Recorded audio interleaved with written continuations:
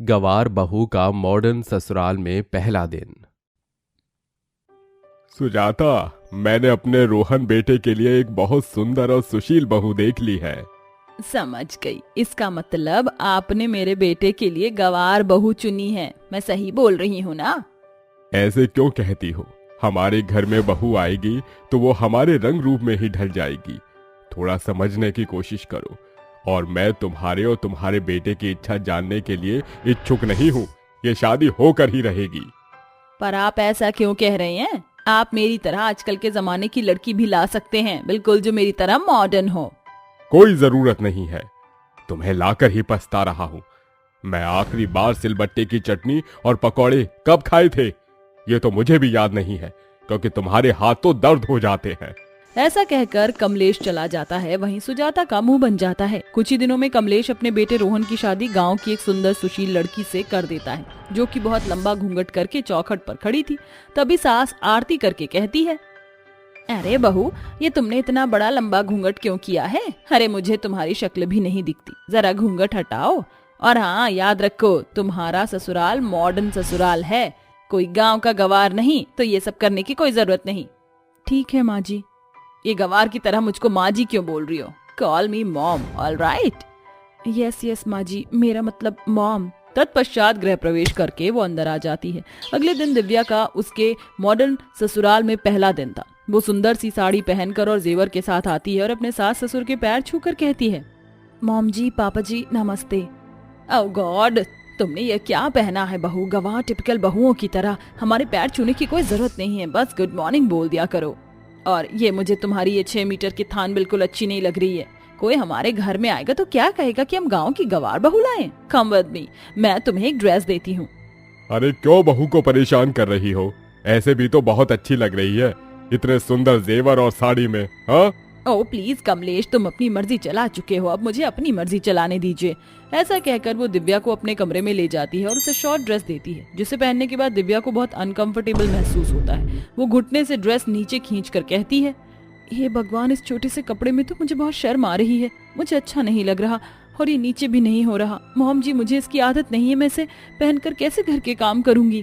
कुछ खराब नहीं है, सब अच्छा है, नीचे आ जाना और ब्रेकफास्ट रेडी करना।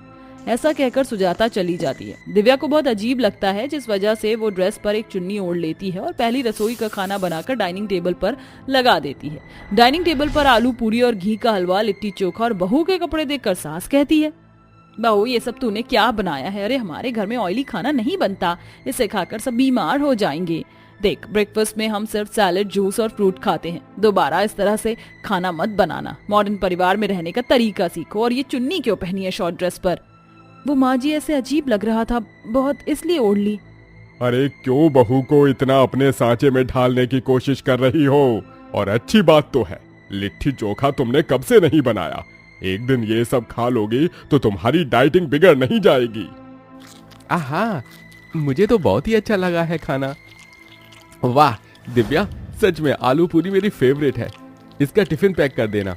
और हाँ, शाम को मेरे ऑफिस के कलीग तुमसे मिलने आएंगे, सो बी रेडी। जी रोहन। बहुत अच्छा खाना बनाया है भाई। ये ले बहू, मेरी तरफ से शगुन। बहू, तू मेरे लिए फोन में देखकर यूट्यूब से पिज्जा बना दे, मैं वही खाऊंगी। जी माँ जी। ऐसा कहकर दिव्या पति का टिफिन पैक करके उसे दे देती है, साथ ही चुन्नी को वो हटा देती है। फिर फोन में देखकर जैसे तैसे पिज्जा को बनाकर अवन में रखती है, पर अब उसे अवन चालू करना नहीं आता। अरे ये कैसे करूँ ऑन? ऐसा करती हूँ, पूरा घुमा देती हूँ, शीशे में देख लूंगी, पक जाएगा तभी बंद कर दूंगी। इतने में मैदा उतार लेती हूँ शाम के लिए। ऐसा कहकर दिव्या अवन की नॉब को घुमा देती है। वहीं वो हील पहने स्टूल पर चढ़कर आटे का डिब्बा उतारने की कोशिश करती है। इतने में सारा आटा उसके ऊपर गिर जाता है। हे भगवान, ये मुझसे क्या हो गया? सारा आटा गिरा दिया मैंने। अगर मॉम ने मुझे देखा तो वो बहुत गुस्सा करेंगी। अरे ये जलने की बदबू क्यों आ रही है? वो पिज्जा, माँ जी का पिज्जा सारा जल गया। अब तो वो मुझे छोड़ेंगी नहीं। रसोई में धुआं भर जाता है। जैसे ही सुजाता रसोई की ओर आती है तो रसोई का ये हाल देखकर और फिर दिव्या की शक्ल देखकर डर जाती है और कहती है, oh my God, what the hell बहू, यू स्कैर्ड मी। तुमने तो मुझे डरा ही दिया। भूतनी बनकर क्यों घूम रही हो? और हे भगवान, मेरा माइक्रोवेव गवार लड़की, मैंने तुम्हें पिज्जा बनाने के लिए कहा था, वो भी नहीं बना पाई। आग लगाओगी क्या रसोई में? सुजाता जल्दी से माइक्रोवेव का बटन ऑफ करती है और सारे खिड़की दरवाजे खोल देती है। बहू, अगर तुम्हारा ये गवारपन नहीं छूटा तो कैसे चलेगा? तुम्हारी इन हरकतों से मैं पछता रही हूँ। एक पिज्जा बोला था, बट वो भी मुझे बाहर से ही ऑर्डर करना पड़ेगा। अपनी सूरत ठीक करो, शाम के 5 बजने को आए हैं। कुछ देर बाद घर में पार्टी है, जानती हो ना, रोहन के कलीग आएंगे। दूसरी बात, गाउन पहन लेना उनके सामने। तुम बिल्कुल मॉडर्न क्लासी बहू लगनी चाहिए। इंग्लिश ना आए तो अपना मुंह बंद करना। रिमेम्बर, मुझे कोई गलती नहीं चाहिए जिस वजह से तुम हमारी फैमिली की नाक कटवा दो। मॉम, आप निश्चिंत रहिए। ये सब होता हुआ देख कमलेश कहता है, हे भगवान, मेरी इतनी प्यारी बहू को कितना डराती है। पता नहीं क्यों उसे मॉडर्न बनाने पर तुली हुई है। शाम को पार्टी में सारे गेस्ट आ जाते हैं। वहीं दिव्या गाउन पहनकर रोहन के साथ पार्टी में आती है। अबे Nakul, meet my wife Divya. Looking very hot and gorgeous Divya भाभी। You are right Abhay. Hello Divya. Hello. Rohan, if you don't mind, मैं दिव्या को डांस के लिए ले जाऊं? हाँ बिल्कुल। दिव्या डोंट वरी, नॉर्मल है, जाओ जाओ। ये सुनकर दिव्या को अच्छा नहीं लगता। फिर वो उसके साथ डांस करती है और अभय गलत इरादों से उसे टच करता है, जो कि उसे अच्छा नहीं लगता। ये कितना अजीब आदमी है, पता नहीं इनकी मॉडर्न सोसाइटी में क्या क्या होता है। ऐसा कहकर वो रोहन से कहती है, पर रोहन उसे वापस अभय के साथ डांस करने भेज देता है। वैसे दिव्या, मैं तुम्हें कैसा लग रहा हूँ? कंफर्टेबल तो हो ना? अच्छे से हाथ रखो मेरे कंधे पर।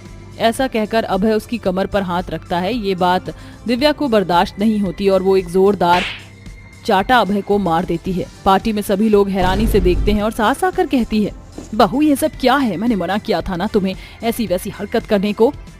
मुझे माफ कर दीजिए माँ जी, लेकिन गलत चीजें बर्दाश्त नहीं है। गांव की गवार हूँ तो हर चीज बर्दाश्त नहीं कर सकती। ये आदमी मेरे साथ गलत हरकतें कर रहा था, नाचने के बहाने, और मुझे जाने भी नहीं दे रहा था। आपके मॉडर्न तरीकों से मेरा दम घुट रहा है। ना तो ये कपड़े अच्छे हैं और ना ही इन कपड़ों को देखने वाले लोग। साड़ी हमारी संस्कृति है, उसे पहनकर स्त्री का एक अलग ही रूप खिलता है। क्या ये सच है अभय? उससे क्या पूछ रहा है? बहू की बात पर तुझे विश्वास नहीं है? मैंने ये सब होते हुए देखा है। मैं तेरे पास ही आ रहा था। इसने बहू के साथ गलत हरकत की है। अभय, तेरी इतनी हिम्मत? आज से तेरी मेरी दोस्ती खत्म।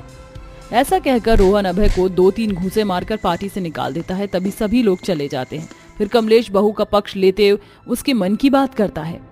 अरे तुम्हें समझ जाना चाहिए कि हमारी संस्कृति किसी पार्टी, दिखावे और छोटे कपड़ों से नहीं है, बल्कि प्यार, मोहब्बत, नारी की तरह साड़ी पहनना, अपनों की बात समझने से है। जरा बहू की हालत देखो। ससुराल में पहले दिन तुमने उसे इतना टॉर्चर किया है कि वो हमें भी कुछ पता नहीं पा रही। आप सही कह रहे हैं, मुझसे जाने अनजाने बहुत बड़ी गलती हो गई बहू। अब मैं तुझे फिर इस तरीके से नहीं टोकूंगी। और जहाँ तक रही मॉडर्न सामान को इस्तेमाल करने की बात, तो वो मैं तुझे सिखा दूंगी। अब से मैं ये कपड़े नहीं पहनूंगी। तभी सास बहू एक दूसरे के गले लग जाती हैं। फिर दोनों साड़ी पहनकर रसोई में काम करती हैं और खुशी खुशी रहने लगती हैं। आशीष, तेरी हिम्मत कैसे हुई कि तूने एक मुस्लिम लड़की से शादी की और उसको मेरे घर की बहू बनाया? तू जानता है ना मुस्लिम किस जात के होते हैं? अरे इनका कोई धर्म ईमान नहीं होता, ऊपर से मछली वगैरह खाते हैं। अरे हमारे में ये नहीं होता। ये तूने क्या अनर्थ कर दिया? माँ, मैं आपकी बात समझता हूँ और मैं जानता था कि आप नहीं मानोगी, इसीलिए मैं सीधा सोफिया से निकाह करके उसे यहाँ ले आया। हे भगवान, मेरा बेटा तो मुस्लिम शब्द भी बोलने लग गया। अरे देखो तो, शादी को निकाह बोल रहा है। चोरी मुस्लिम चुड़ैल, तूने मेरे बेटे पर क्या जादू चला दिया है? अम्मी जान, ये आप कैसी बातें कर रही हैं? आप हमें एक मौका तो दीजिए, हम बहुत अच्छी बहू साबित होंगे। अरे आशीष बेटा, तू अपने नाम का मतलब भी जानता है। आशीष मतलब ऊंचा, लेकिन तूने तो मेरा सर डुबो दिया। अरे आस पड़ोस के लोग कितनी जगह साई करेंगे। मैं इस मुल्ली को नहीं छोड़ूंगी, मार डालूंगी मैं। ना रहेगा बांस, ना बजेगी बांसुरी। गुस्से में ये कहकर राजेश्वरी उसके आगे बढ़ती है कि आशीष सामने आकर कहता है, माँ होश में आइए। अगर आपने ऐसा कुछ किया तो आपका इकलौता बेटा यहीं अपनी जान दे देगा। अगर आपने सोफिया को नहीं अपनाया तो मैं भी आपसे दूर हो जाऊंगा। बस यही दिन आना बाकी था कि तू मुझे इस लड़की की वजह से ऐसा बोले। अस्तगफिरुल्लाह अम्मी जान, क्या बोली? अस्तर फटा गिला है। देख आशीष, इसको कपड़े सिलने की पड़ रही है। नहीं अम्मी जान, इसका मतलब है कि आप अपने गलतियों की मुआफी मांग लें। देख रहा है बेटा कैसे इसकी जुबान चल रही है, मैं इससे माफी मांग लूं? इसे आए हुए अभी 10 मिनट नहीं हुए और इतना बोल रही है अपनी सास से। माँ, सोफिया, आप दोनों लड़ना बंद कीजिए और मैं हाथ जोड़कर विनती करता हूँ कि एक दूसरे को अपना लीजिए। माँ, अगर आप नहीं अपना रही तो मैं यहाँ से चला जाता हूँ। चलो सोफिया। ऐसा कहकर आशीष सोफिया का हाथ पकड़ दरवाजे से बाहर जाता ही है कि राजेश्वरी अपने दिल पर बड़ा सा पत्थर रखकर उसे कहती है, तुम दोनों को कहीं जाने की जरूरत नहीं है, यहीं रहो। मैं नहीं चाहती मेरा बेटा दूर हो जाए मुझसे। माँ, आप सोफिया को एक मौका तो देंगी ना? हाँ हाँ दे दूंगी, पर मैं गृह प्रवेश नहीं करूंगी इस लड़की का। काफी बहसबाजी के बाद राजेश्वरी उन दोनों को अंदर आने को कहती है। अगले दिन सुबह जल्दी उठकर साफ सफाई कर सोफिया 5 बजे अल्लाह को याद करते हुए नमाज पढ़ती है और घर की लाइट जली हुई देखकर राजेश्वरी उसके कमरे की ओर आती है, जहाँ उसे घुटनों के बल नमाज पढ़ता देख वो कहती है, शिव शिव शिव शिव शिव, अब तो रोज मुझे इस मुस्लिम लड़की का चेहरा ऐसे देखना पड़ेगा। रोज नमाज पढ़ेगी, पता नहीं मेरी रसोई में जाकर कहीं मांसाहारी खाना ना बनाने लग जाए। उससे पहले मैं ही इसे समझा दूंगी। फिर वह कुरान तस्वीर पढ़कर बुर्खा पहने रसोई की ओर बढ़ती है कि सास दोनों हाथ फैलाकर दरवाजा रोते हुए कहती है, खबरदार जो मेरी रसोई में जाने की हिमाकत भी की तो मैं जानती हूँ तू अपनी मर्जी का मांसाहारी खाना बनाएगी जिसे खाए बगैर तुम लोग रह नहीं सकते। मेरी रसोई को अशुद्ध करने की कोई जरूरत नहीं है। अम्मी जान, हम लोग शाकाहारी खाना खाते हैं, हमेशा मांसाहारी का सेवन नहीं करते और मेरे पास तो मांसाहारी है भी नहीं, तो मैं क्या बनाऊंगी? मैं जानती हूँ कि आप नहीं खाएंगी, नॉर्मल नाश्ता बनाऊंगी। पहली बात, मुझे अम्मी जान कहना छोड़, माँ जी बोलना है तो बोल। दूसरी बात, तेरे हाथ से खाने का मेरा बिल्कुल जी नहीं कर रहा है। ठीक है माँ जी, आप मुझ पर नजर रख लीजिए, मैं आपके सामने खाना बनाऊंगी। ऐसा कहकर सोफिया खाना बनाती है तो राजेश्वरी उसके पास ही खड़ी रहती है। तभी आशीष आकर कहता है, सोफिया, मैं तुम्हें हर जगह देख चुका हूँ और तुम यहाँ हो, माँ के साथ हो। लगता है सुलह हो गई। कोई सुलह नहीं हुआ, मैं बस इस पर निगरानी कर रही हूँ। या अल्लाह, मेरा मतलब आप ऐसा कैसे कर सकती हो? विश्वास रखो, मैंने उसे मना किया है, वो मांसाहार नहीं बनाएगी हमारे घर में। आशीष जी सब्र करिए, माँ जी जो कहेंगी मुझे भी उनकी बात मानने दीजिए। ये सुनकर आशीष वहाँ से चला जाता है। कुछ देर बाद जब खाना बन जाता है, मन मार कर आंखें बंद करके राजेश्वरी उसके हाथ का बना खाना खाती है और सोफिया के पूछने पर कहती है, हाँ हाँ अच्छा खाना बना है। मैंने कहा था ना माँ, सोफिया बहुत अच्छा खाना बनाती है। मैंने खाना खा लिया या अब मैं चलती हूँ?